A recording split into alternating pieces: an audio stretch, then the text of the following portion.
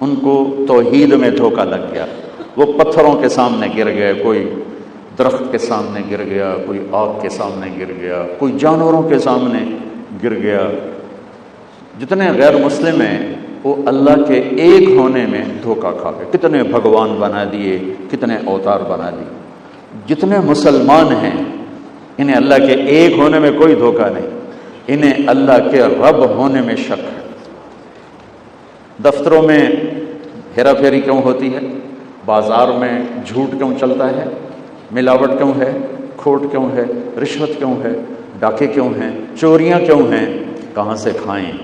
اللہ کے رب ہونے میں مسلم کو شک پڑا، اور اللہ کے ایک ہونے میں غیر مسلم کو شک پڑا۔ اس نے کئی خدا بنا دیے، اور مسلمان نے ایک ہی اللہ کو مانا ہے، چاہے ساری زندگی نماز نہ پڑھے، سجدہ اللہ کو ہی ہے۔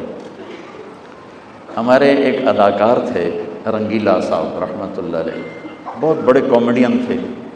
تو وہاں ایک مندر تھا جس میں صرف ہندو انٹر ہو سکتا ہے اور کوئی نہیں، جیسے ہمارے کعبہ میں مسلم انٹر ہو سکتا ہے اور کوئی نہیں۔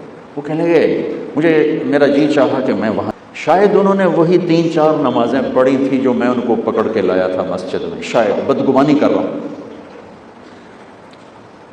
کہنے کہ میں نے میک اپ مین سے کہا کہ مجھے سادھو بناؤ، سادھو پنڈت بناؤ۔ کہنے اس نے چوٹی لگا دی، ادھر رنگ لگا دیے، پیلی چادریں، اور وہ ویسا ہی جوتا، اور وہ پیسے کافی سارے لے کر کہنے کہ میں مین گیٹ پہ پہنچ کر میں نے نعرہ لگایا ہرے رام۔ انہوں نے کہا کوئی بہت بڑا